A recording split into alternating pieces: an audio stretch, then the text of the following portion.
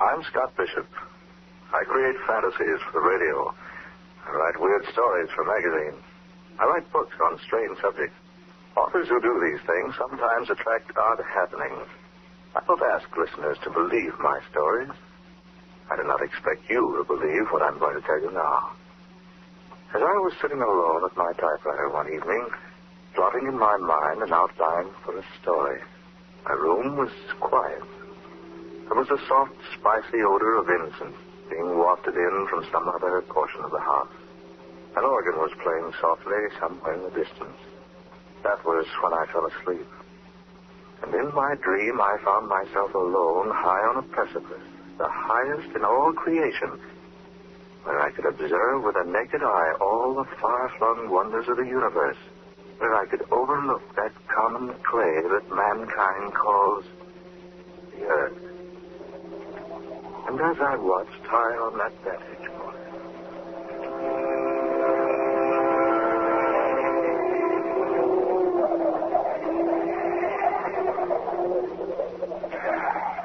why do you sigh, my son? Oh, I thought I was alone. Are any of us ever alone? No, I suppose we're not. It's so desolate up here, so far from anything else, and I seem to be searching for something. Could it be, my son, that the reason is you are searching for the truth? The truth. What is the truth? You ask that. Then asking, you surely must not know. The truth. Is it some vague, inconsequential thing? Some mythical nothingness? Some non-existent wishfulness? Truth, my son, is neither inconsequential, nor vague, nor mythical. If I could only believe that. You can believe it, if you will. Can one believe something you've never seen? Perhaps. You think me a cynic, don't you, sir? I haven't said I do. Nor have you denied it. My son, look upon me. What do you see? Why, a man. Like myself. A little older, perhaps. And perhaps wiser. I make no boast of any wisdom I might have. I am the way, and the truth, and the light. What was that? Merely words spoken by a man who was about to die. I know. The Bible. The Bible. The way, the truth, the light. If I could only find them. You will find them. If you look far enough. Who are you? I am just a man. What's your name? It is a very common name. You'll find it in any city directory or telephone book. Then why do you conceal it? I don't conceal it. My name is Word. I can't agree that it's such a common name. Nor could you agree that it is unusual? No. Names are such temporary things. You can say to me, my name is Bishop, and there is no way for me to know whether you are good or evil, religious or atheistic, learned or ignorant, an emperor or a beggar. But you've told me more about yourself than just your name. Have I? But haven't you? Just a moment ago you reminded me that your greater age has made you wiser than I. Well, if you are so much wiser, perhaps you can tell me where to find what I seek. Where to find the truth? The truth. The light, peace, happiness, contentment. All those things man wants so eagerly, yet seldom finds in sufficiency. He only fails to find them, my son, because he is blind to them. Then they're real? They do exist? I have said that they do. Then I beg of you to help me find them. I beg of you. That, my son, I cannot do. For it is given no one to help another find those things which you seek. You must search them out in your own way. You must exert your own efforts in discovering them. But can't you tell me anything? Anything at all? I would like nothing better than to disclose everything to you. But this much I can say. Yes? If you are sincere in wishing to find truth, if you really desire to know the way of light and happiness, to peace, if you would know the road to all these majestic things, then seek you the house of bread. Remember the house of bread. Seek you the house of bread. But wait, I say. Come back. Don't leave me now. Where is that house? Where will I find it? Where will I find the house? Tell me, O wise one. Where will I find the house of bread?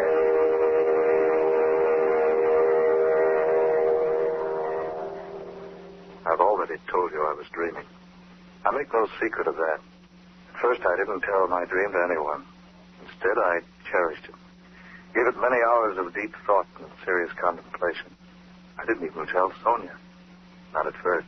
I gave much thought to the things the man on the mountaintop had said to me. Those lines he quoted from a book almost as old as Christianity itself. And the house of bread. Where was it? Could I find it?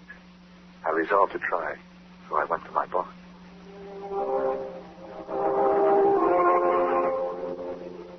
Are you trying to tell me, Bishop, that you're leaving? Regretfully, yes. But your work, your future. I wonder, sir, if there is a future. Now, Bishop, what intonations come over you? You've got a great future. The books are selling like peanuts at a circus. Here's a wire from fantastic periodicals. They want a contract for a series of 12 short stories about the supernatural. At $3,000. $250 apiece. That's not hay. Oh, good Lord, man. Are you out of your mind? Hey, think of the years you've spent building up the reputation you've got. Think of those years you studied Greek and Latin and philosophy during the day and wrote cheap sensational nonsense for the pops at night to earn your education. And then think of the trunk full of rejection slips you got from the slicks before you made the grade. Think of the money you've spent on travel and research. That's just it, boss. I am thinking of all those things. So what? Well, I've worked hard and maybe I'm a success. Who can say? Maybe you're a success. Maybe you're a success. Well, if you do leave, where are you going? I'd be glad to answer that if I possibly could. You mean you won't tell me? I mean, I don't know. Bishop, I'll tell you what I'll do. You take a vacation. Yeah, that's it. A rest. A week. 10 days. 2 weeks. Take as much time as you like. And when you come back, you'll feel better. I don't think it's going to be that easy. Oh, Bishop, what in the name of heavens come over you? Don't you think you at least owe me an explanation? Yes, I guess I do. I owe anyone an explanation as you. Now, some satisfaction in that, at least. Well, it's like this. It all happened about 3 weeks ago, out at my study. I had a story to write for the radio, the Egyptian mummy thing. While I was trying to come up with a reasonable plot, I drifted off. Telling Sonia was different. The difference between telling her and a boss was like the difference between saying, I love you to an actress on the stage and the same thing to the girl you adore. It was pleasant, soothing, because Sonia understood. Sonia understands everything. She wouldn't be Sonia if she didn't.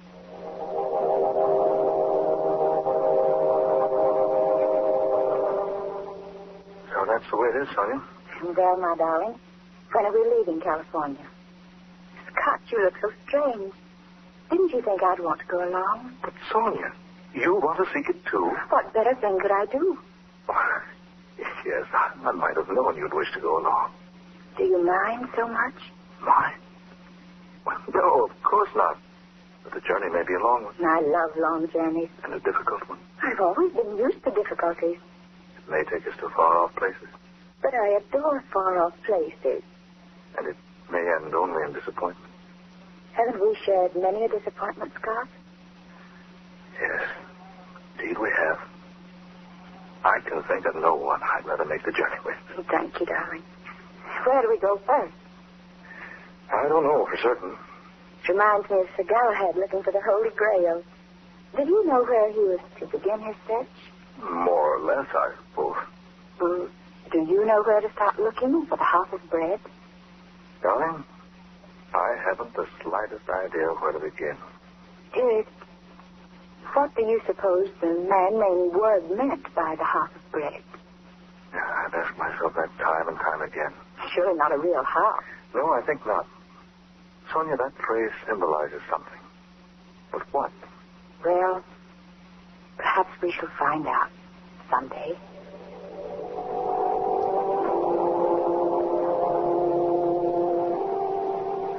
That was when we decided to go seeking a house of bread. As I look back on it now, I don't blame the boss for thinking I was balmy. Here we were, Sonia and I, two supposedly sane, sensible people throwing up everything, kit and caboodle, and taking out to look for something more vague and unknown than Shangri-La or Arcadia, Nirvana, some other synonymous place. All because of dream.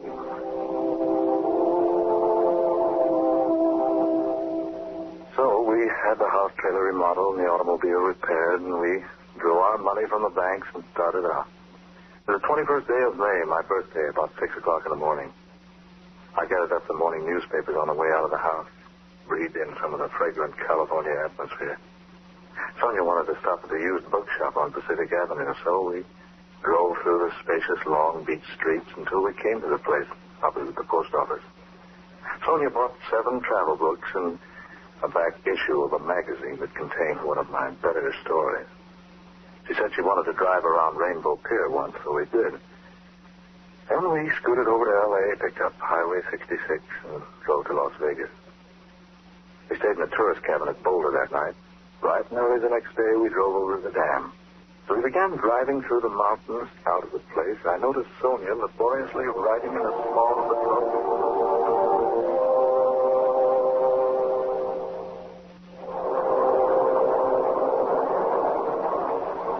What's that, dear? 5-year diary. I thought we should log our trip.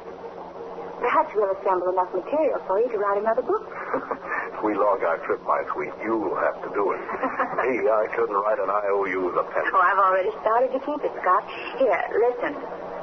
May 21st.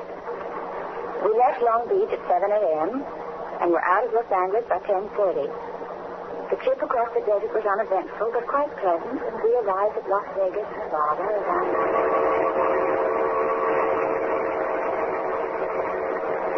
May 22nd, Flagstaff, Gallup, Albuquerque.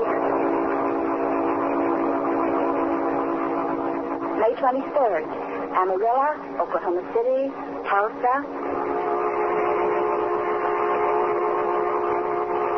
Kansas City, St. Louis, Chicago.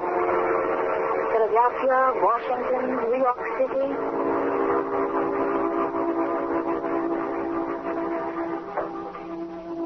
May 30th. We sailed today from Pier 17 for London aboard the SS America. As we stood at the ship's rail together, Sonia and I, we wondered just why we decided to leave the good old United States behind. Did something tell us our goal was far beyond the sea?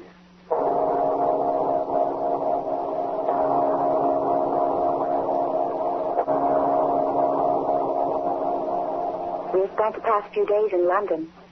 It is now June 27th. We have seen the River Thames, London Bridge, Trafalgar Square, Downing Street, Westminster Abbey, Buckingham Palace, Piccadilly Circus, many other points of interest. We were especially attracted by a place called the Light of the World. But the people we asked there and everywhere else had never heard of the House of Bread.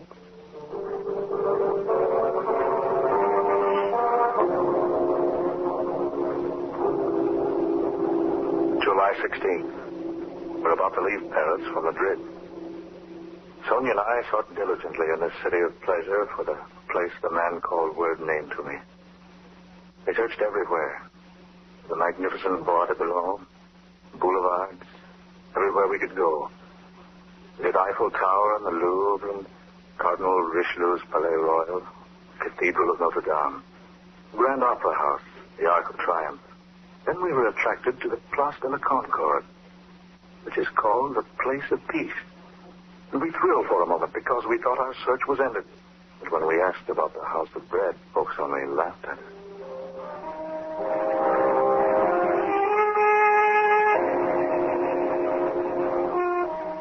July 30th, Madrid.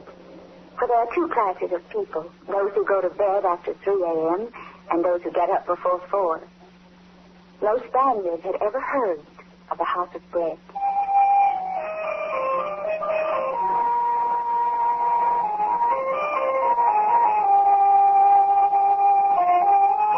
Morocco, August 20th. Mingling with the Moors and Arabs. Wandering up narrow, crooked, dirty streets. Through shabby buildings and unkept markets. All with a general aspect of dilapidation and extreme neglect.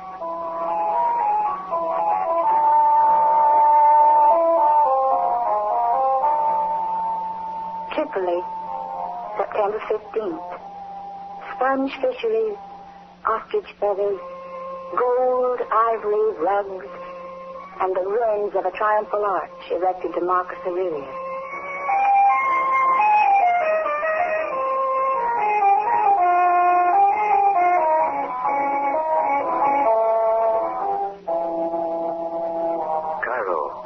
Egyptians, Arabs, Nubians, and Turks in a city of mosques. High stone houses, barred windows, stately turrets and domes, rising above the surrounding dirt and squalor. And a temple where tradition has it that God talked with Moses. No encouragement here either. The house the man word spoke of is unknown. Is late October.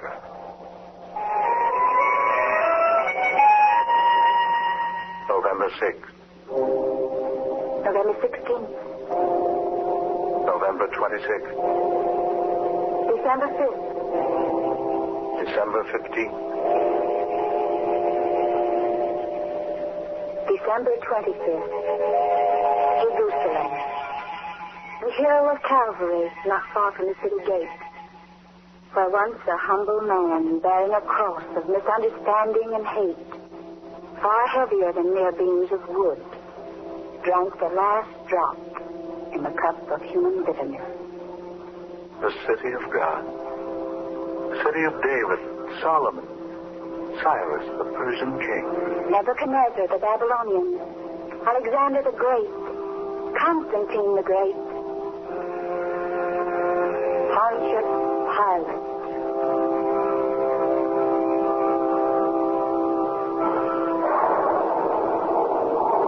Swoops down. Rain begins to fall. The newborn stars are hidden, all save one.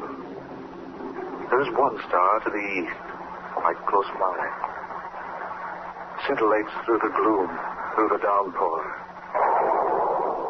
Sends out its rays and engulfs it, enfolds it. Becomes almost a part of it. And Sonia writes that we must follow the beam it sends pounding vigorously earthward.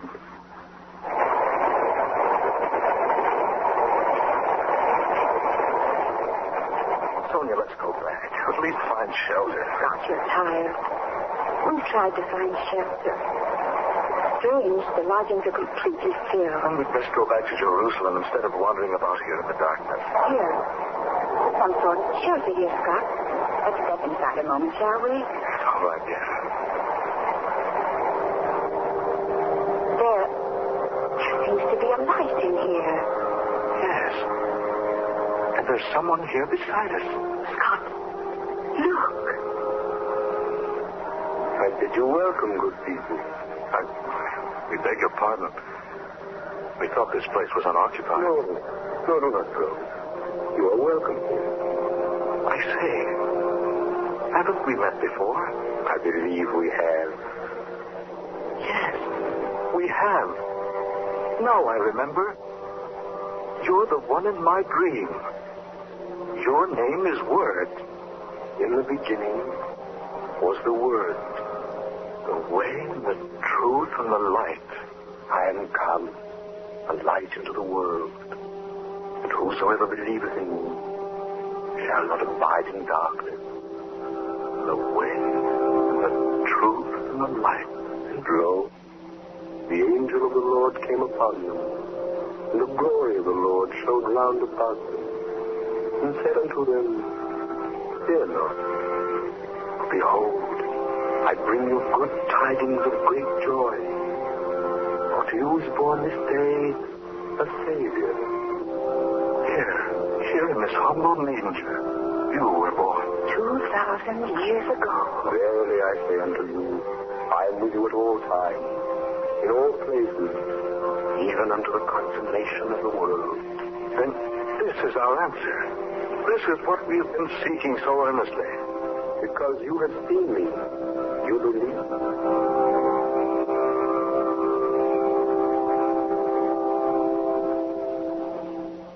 And that is my story. We awoke the next morning feeling more refreshed than we'd felt in all time. The sun was bright, the rain had gone. What was the significance of the house of bread? We didn't learn that until later when I consulted the Britannica. I quoted it as written word for word.